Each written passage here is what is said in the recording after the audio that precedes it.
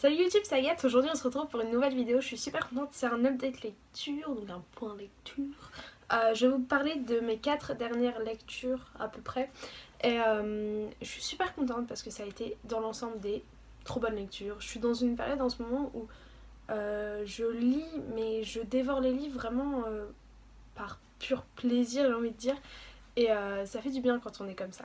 D'abord j'aimerais vous parler des 2 dernières sorties chez Syros, enfin les 2 dernières que j'ai reçues, qui ont été vraiment des très belles découvertes. Tout d'abord il y a Vivant, les deux sont déjà en librairie si ça vous intéresse. Donc c'est Vivant de Roland Fuentes, donc chez Syros. Quand je vous en avais parlé dans un book haul, vous aviez été carrément emballé, tout le monde le voulait et tout. Donc n'hésitez pas à me dire dans les commentaires si vous avez déjà craqué, si vous avez aimé ou pas ce livre. Dans cette histoire on va suivre 7 étudiants qui décident de passer des vacances... des petites vacances en fait ensemble au bord de la mer à Marseille. En fait ils s'organisent pour faire un truc comme quoi tous les matins ils travaillent à fond pour le bac, pour les études, il y en a certains qui sont à la fac, tout ça, et l'après-midi ils font du sport pour se dépenser, voilà. Et très vite en fait la première scène, donc le premier chapitre, on va suivre 2 garçons qui se poursuivent, un avec un couteau et il court, et en fait vous arrivez dans ce livre et vous faites ok, on peut faire un petit flashback parce que là je comprends pas tout. Et donc on revient ensuite au moment où ils organisent ce voyage, où ils commencent, enfin ils habitent tous à Marseille ou dans les alentours en fait, c'est quelqu'un qui leur a prêté une maison, quelque chose comme ça. Et les chapitres vont être alternés, on va suivre plusieurs personnes au fur et à mesure. Ce que j'ai adoré c'est qu'on voit donc comment chaque personne, chaque enfant, chaque adolescent perçoit les autres et... en fait, c'est drôle parce que selon la personne qui va vous en parler, on va avoir une qualité ou un défaut qui va plus ressortir. Et très vite, on voit un chef un petit peu qui se place au-dessus de tout le monde, sauf que ce chef va être concurrencé par un nouveau qui va arriver, parce que quelqu'un va inviter un gars qu'il connaît, et le gars va arriver, et sauf que ce gars-là, en fait, on sait pas trop c'est quoi son histoire. Il est adorable avec tout le monde, mais on comprend qu'il a vécu des choses pas faciles, et les deux vont être... mis en concurrence, ils vont se tirer dans les pattes et tout. Alors ce livre est très haletant, très prenant, on a vite envie de le terminer, en plus il est très court, il fait un peu moins de 200 pages pour savoir en fait comment ils sont venus à se poursuivre avec un couteau et tout. Il se base sur des valeurs, enfin des valeurs, non des valeurs, hein. Il se base sur le racisme, la peur de l'autre, aussi de l'amitié, on voit toute cette période adolescente où tout le monde se cherche. Ce qui m'a un peu titillé dans ce livre, c'est la cause de la course-poursuite en fait, que j'ai trouvé légère en fait pour en arriver là. Et je sais pas, je pense que c'est compliqué à comprendre pour quelqu'un qui n'a pas cette haine de l'autre, cette haine de l'étranger. Et j'ai vraiment bien aimé ce livre, j'ai bien aimé les personnages, même si voilà, des fois j'ai trouvé un petit peu les réactions pas forcément expliquées ou je me serais pas mis dans cet état là pour cet acte-là, enfin vous voyez ce que je veux dire. Mais sinon je vous le conseille, je me vois bien vous le conseiller dans les lectures spécialités, les choses comme ça, parce que il y a les calanques de Marseille, des choses comme ça, et ça donne envie d'y aller. Hein. Ensuite je vous parle de la lecture que j'ai finie là, il y a 1 heure avant de tourner cette vidéo. C'est Paris est tout petit de Maïté Bernard. Et je ne sais pas encore si c'est un coup de cœur, mais en tout cas c'est une des meilleures lectures de cette année, parce que j'adore, mais j'ai adoré. En fait ce livre, c'est une ode à Paris. C'est Paris comme vous ne l'avez jamais vu en fait. On va vous apprendre plein de quartiers, des choses. C'est super intéressant, plein de musées, des petits trucs cachés et tout. Mais on découvre ce Paris au travers de 2 adolescents. Parce que dans cette histoire, on va suivre Inès et Gabin. Donc Inès, elle a 17 ans, elle est dans un lycée de ZEP, je ne suis pas sûre. Vous savez, ces lycées de banlieue qui vous donnent un accès, une voie un petit peu plus privilégiée pour aller à Sciences Po. Vous avez un oral je crois à passer, c'est quelque chose comme ça. Et du coup elle fait exprès d'aller dans ce lycée parce que depuis toute petite sa mère lui dit tu feras Sciences Po et tout, et elle se dit ah ouais c'est une belle revanche pour moi musulmane de faire Sciences Po en venant des quartiers défavorisés. À côté ensuite Gabin qui a pareil 17-18 ans, qui est l'année de sa terminale, il est déscolarisé, il habite dans le 16e et c'est voilà, c'est 2 milieux complètement opposés. Et en fait, Inès, pour gagner un petit peu d'argent à ramener chez elle, pour faciliter un peu la vie de sa mère, elle va se mettre à faire le ménage chez la famille de Gabin. Et va s'en suivre une relation assez étrange. c'est peut-être un bémol, mais j'ai trouvé que leur relation commençait un petit peu vite et j'ai pas forcément compris pourquoi. Mais par contre la suite de l'histoire est... Donc on va les suivre évoluer dans Paris, évoluer dans leur vie, dans leurs études, mais on va surtout les suivre au travers des attentats du 13 novembre. Parce qu'en fait, l'un des deux personnages va être directement touché par les attentats et on va suivre leur couple naissant se reformer après ça, essayer d'avancer. Il y a un deuil qui doit se faire, ils sont traumatisés en même temps. Bah, c'est compliqué parce qu'ils sont tous les deux très différents, ils viennent de deux milieux complètement opposés. Lui, il a plutôt une éducation chrétienne alors qu'elle, voilà, elle est musulmane, mais enfin, elle le dit, parfois mes oncles boivent de l'alcool, je sais pas. Enfin, vous voyez, c'est pas la musulmane très... voilà, c'est plus laxiste, je sais pas trop comment dire, parce que voilà, je veux pas blesser personne, voilà. Mais la religion, bah, elle la prend au sérieux, mais en même temps, elle n'est pas non plus à fond. Et pareil, ça, on a cette... dans son lycée, il y a une jeune fille qui porte le voile et qui est... comment, elle n'est pas de culture musulmane à la base, elle s'est convertie. Et à un moment, va y avoir une énorme dispute entre elle et une autre personne qui va lui dire... Enfin, ça m'a marqué en fait. C'est un livre qui met en relief plein de choses qui se sont passées après les attentats dans la vie de chacun. Qui nous ont touchés de près ou de loin, mais on a tous été marqués, je pense. Et le voir à travers les yeux des adolescents, bah moi je me suis carrément retrouvée là-dedans. Et j'ai adoré ce livre, je l'ai trouvé hyper poétique. Il y a plein d'allusions à la littérature classique, mais aussi des films, des CD, des musiques, qui parlent de playlists. Je sais pas, c'est un livre qui est plein de culture. En fait, j'ai trop envie de le relire pour réécouter toutes les musiques que Inès écoute à chaque moment qu'elle les écoute.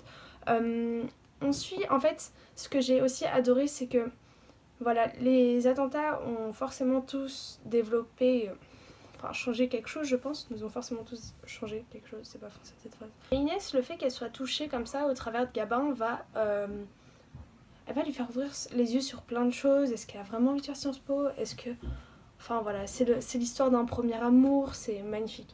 Et pendant tout le livre, il y a une phrase qui revient, c'est Paris est tout petit pour ceux qui, comme nous, s'aiment d'un amour aussi grand. J'adore. Et j'ai noté dans mon petit cahier de citation, j'adore. C'est pas de eux à la base, justement, c'est une citation qui tire. On voit aussi comment ils vont découvrir Paris est une fête de Hemingway. Voilà. J'adore ce bouquin, je vous le conseille énormément. Il est sorti le 1er février. Et franchement, ça a été une très très bonne découverte pour moi. Je suis trop contente. J'ai envie d'envoyer un message à Maïté Bernard pour lui demander est-ce que t'es parisienne? Comment t'as fait et tout. Il est top ce livre. Ensuite, j'étais dans ma période où j'avais pas forcément envie de lire de romance, mais je sais pas. J'étais, vous savez, dans mes périodes de bac blanc, puis j'avais envie d'un truc, je dirais léger en fait, un truc qui se lise, voilà, où je pouvais lire 3-4 chapitres le soir sans être à faire des nuits blanches à cause de ça. Et du coup, je me suis mise à lire Hollywooder de Alexandra Ambrosio, j'enlève les petits marque-pages. C'est un livre que j'avais... J'ai redit Alexandra Ambrosio. J'avais fait la même sur Snapchat, sur Instagram, et il y a une fille qui m'a dit Alexandra Ambrosio, c'est un mannequin, c'est pas l'auteur. J'ai dit oh putain. Du coup, Alexandra Toré chez Hugo Roman, et je l'avais reçu en service presse il y a un petit moment déjà, donc comme ça il est lu, voilà, et ça a été trop bien. Franchement, j'ai bien aimé aussi. Dans cette histoire-là, on va suivre, comment s'appelle la petite dame, Summer, voilà. En fait, c'est... Voilà, ce livre se résume par le caractère de Summer, qui est... Elle vit dans une petite ville des États-Unis, la ville qui a vu naître les milliardaires de Coca-Cola. J'ai adoré cette histoire, je l'avais déjà entendue quelque part, mais j'avais oublié. En fait, c'est un jour un gars qui a dit ouais, il y a une entreprise qui commence à faire de la boisson et tout, et c'est un banquier qui va leur conseiller à pas mal de gens de la ville d'investir tout leur capital là-dedans. Et sauf que en fait, bah, Coca-Cola, voilà, vous connaissez tous, et ça va complètement exploser. Et du coup, on appelle ça la ville des milliardaires parce qu'il y a énormément de gens qui sont devenus extrêmement riches grâce à ça. Et bah voilà, Summer elle vit dans cette ville, mais elle est pas riche. Elle garde la maison de personnes qui sont riches. Elle vit avec sa mère, elle a, je sais pas, 25-30 ans, un truc comme ça.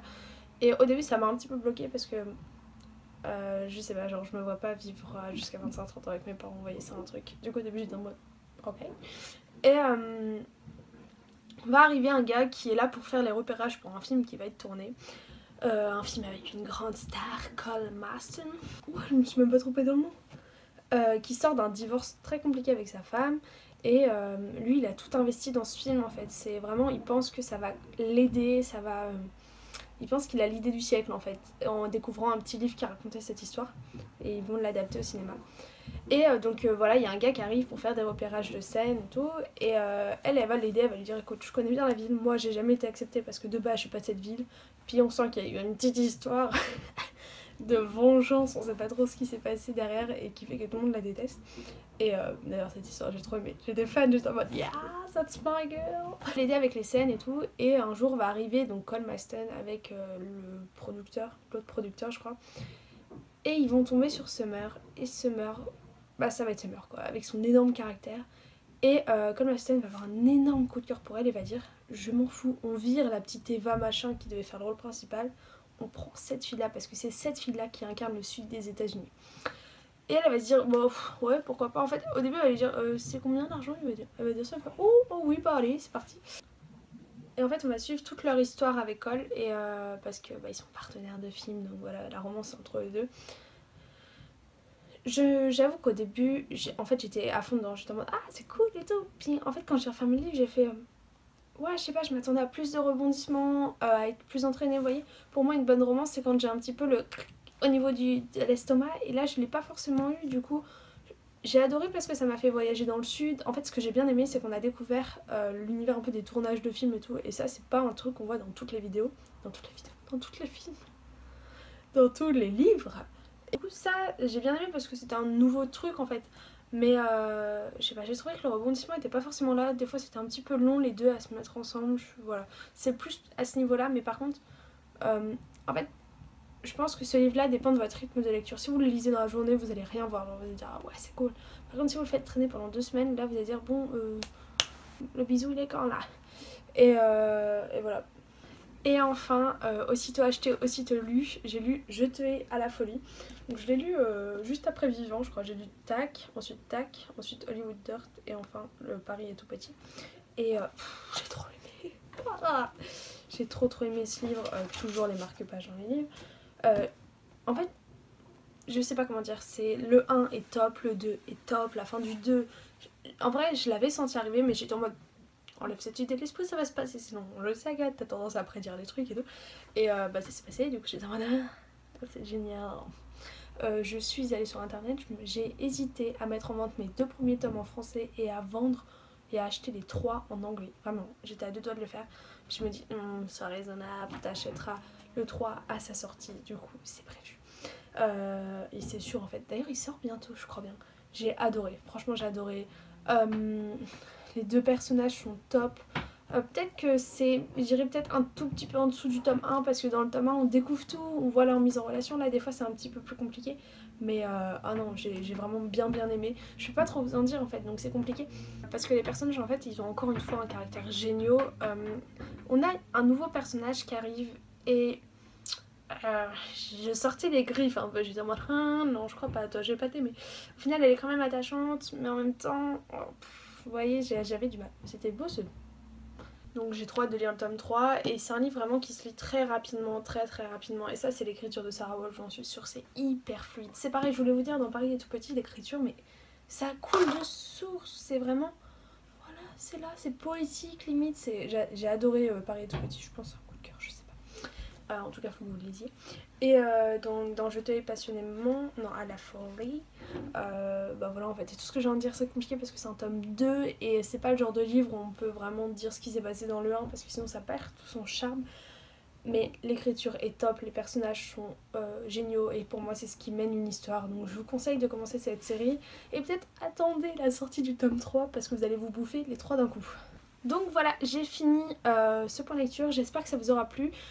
Franchement faut que vous craquiez pour Paris est tout petit, et cette série là aussi qui est top. Hollywood Dirt était pas mal. Enfin bref, je vous dis c'était des bonnes lectures dans l'ensemble. Je vous fais plein de gros bisous en attendant la prochaine vidéo. N'hésitez pas à me rejoindre dans les commentaires, à vous abonner si c'est pas déjà fait, et je vous retrouve très bientôt. Ciao ciao.